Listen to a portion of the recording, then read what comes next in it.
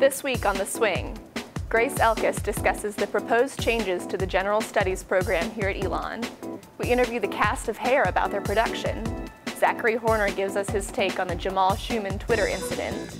Katie Pullman covers the Ballroom Dancing Club hosting midnight meals. And Elizabeth Neeraj details the hottest events going on this weekend. Welcome to The Swing. I'm Emily Herring. Last Friday, the full faculty of Elon voted down a potential change in the General Studies program that would have modified many different aspects of the program, including the name and number of hours required to graduate. The vote marks the unsuccessful end of 3 years of work by various faculty members from different schools inside Elon. Here to tell us more is senior reporter Grace Elkis. Thanks for coming, Grace. Sure. So this was a full faculty meeting. Why was it of such importance? It really has to do with the fact that the General Studies curriculum spans across all the different schools within Elon. So if it were to get passed, a lot of faculty and the majority of the faculty would be significantly impacted in potentially what they would be teaching, if they would be teaching something different, if they would be picking up a class.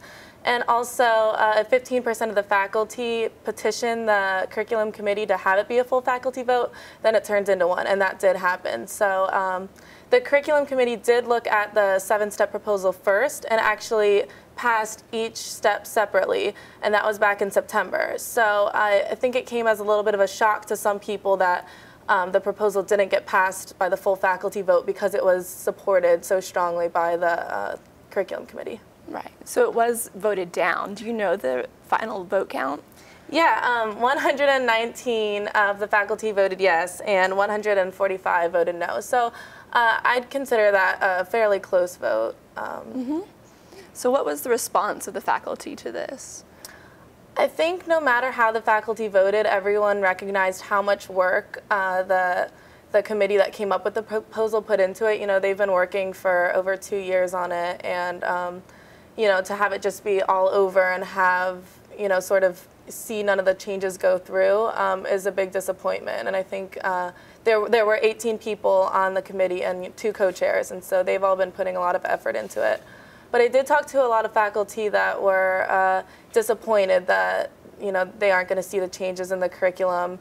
And a lot of people thought it would be something that would be really good for Elon, especially because the committee had looked at and compared Elon to other schools across the nation that had these types of programs and thought that we could really grow from this. All right, well, thanks, Grace. Sure. The Elon production of Hair is entering its final weekend of shows starting this Thursday. Here with us are 2 of the actors from the show and the reporter who wrote about the story in this week's paper. Hi guys, thanks for coming. Thanks for having us. Let's start out with some introductions. Why don't you tell us your name and the character you play? Sure. I'm Adam Kaplan. I'm a senior music theater major, and I play George Berger. Well, I'm Kennedy Coggle. I'm also a senior music theater major, and I play Sheila Franklin. And I'm Rebecca Iannucci. I got the chance to report on Hair this week. All right, thanks. So how's the production going so far? Great. We're having a lot of fun, and we've been getting really great response from everyone who's been coming to see it. Good. Yeah. What have the audiences been like? Well, we've had actually varying audiences. Some audiences are just naturally older, and then some audiences, obviously the younger crowds are a lot livelier, but the older crowds tend to get the jokes that are set within the time period. So Right. it kind of hits all age ranges, if you will. But the show is so grounded in kind of the relationship with the audience that it's been great to actually have an audience, because when we've been rehearsing, it's just been us and some stragglers in rehearsals. So it's been a lot of fun to be able to play off of them. Yeah, and the show is very interactive with the audience. You Yeah. go out into the audience and interact with them. How has Yeah. that been? It's been a lot of fun. My character has this big opening monologue where he takes off his pants and runs out into the audience, and I get to play with a lot of people. I Beg for money and begged for money from President Lambert, and he gave me $2, so I'll take that as a scholarship. Impressive. And yeah, no, it's been a lot of fun, and it's a great way to get some laughs and get them into the show. Great. And Rebecca, what about the media coverage? I know that there was a story in last week's paper about Hair? I did a story a few weeks ago about Hair when they were just starting rehearsals, and I really noticed from the start that there was an amazing energy about the cast. They really believe in the tribe that they're playing and the songs that they're singing. So I wanted to cover it more, and I got the chance to go to the dress rehearsal as well as an actual performance, and the energy is still there. The cast is so into what they're doing, and I just had an amazing time at the show. I think it's an incredible production. So you really got to see how it progressed from the very beginning to the very end. Yeah, the first rehearsal I saw was just a sing-through of the show, and there was no sets, no costumes, nothing. And then the next time I went, everything was put together amazingly. So everyone involved has done a great job really bringing the theater into this 1960s era, and I think it's really fantastic. Well, that's really cool to see. Yeah. All right, so guys, what was your favorite part about being in the show? Oh my God, I don't know. It's a lot of fun. You want to go first? Sure. You want me to go first? I'll go. My favorite part is the response of the audience at the end, because at the end we have a final invitation for them to come up and be on stage with us during the final Let the Sunshine In, and you get all different types of reactions, to people crying, to people dancing with joy, to people just looking around amazed at what is happening in that moment. And it will never be the same. It's never the same show twice. Right. So it's always interesting to see the different people who will come up on stage for their own reasons. Yeah, I think that my favorite part of the show is that it is never the same, and we're experiencing everything like it's for the first time. I mean, that's how you should approach any show, but especially with this show, because of the way the audience responds, and especially with my character, because I never know how someone's gonna react, or if someone's gonna take something I do offensively, or if someone's just not gonna laugh, and I just move on to the next person. So I think my favorite part is being able to find new things each night and make it a different show. So it truly is an emotionally impactful show. Yeah, and it's incredibly pertinent to what's going on today with everything we see on the news and the media with Occupy Wall Street and protests. And there's this whole display out front in front of the theater that says then and now. And there's a lot of similarities, more so than I ever would have expected. So even though it's a historical play, the concepts are timeless. All right, well, thanks for joining us, guys. Thanks for having us. Thank you.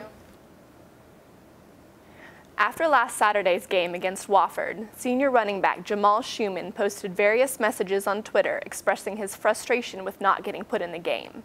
Assistant sports editor Zachary Horner says Schumann has a point, but he's not making it the right way. Elon senior running back Jamal Schumann sent out some very colorful tweets after Saturday's loss to Wofford University.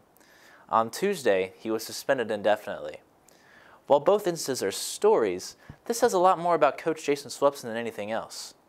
The Phoenix are 4-5, 2-4 in the SoCon, and have lost 3 straight. Swepson continues to start junior quarterback Thomas Wilson, despite Wilson throwing 18 interceptions, the most in the SoCon, often leading to opposing touchdowns. Schumann is arguably the best option at running back for Elon, but only has 22 carries on the season. In 2009, Schumann was 3rd in the SoCon in rushing yards per game. The real question is, where does Swepson stand as a coach? In this reporter's opinion, he's made some strange decisions this year, and the players are also voicing their displeasure. The AD won't say anything right now because they're not going to blast their coach in the middle of the season, but it may be safe to conjecture that he's on the hot seat. He says, oh, the team's coming together, we're stopping the finger pointing. Twitter says the USS Swepson is sinking. We'll see. Last Thursday, Midnight Meals had a different spin after the Ballroom Dance Club performed and taught attendees a few steps of their own. Here's Katie Pullman with the story. Last Thursday, the Ballroom Dance Club hosted Midnight Meals. The dance club usually meets on Fridays, but last week they brought out their expertise a night early. Club President Phyllis Jail explains a little bit about the club. What we do is we have an hour of dance lesson, and it always starts from the basics pretty much, so anyone who wants to come can come join us. And then the second hour is free dance, where everybody just dances together and has a good time.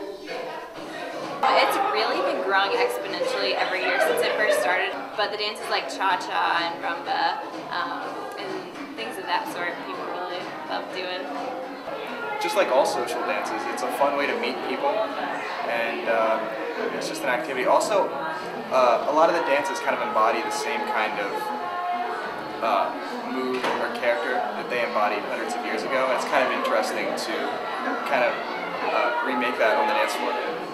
I've been dancing since I was 3, and I wanted to do something with dance here, and my RA actually took us to the first ballroom night that I went to, and I loved it. We have so many different types of dances, and getting to try out all the different kinds and meet new people, it's really fun.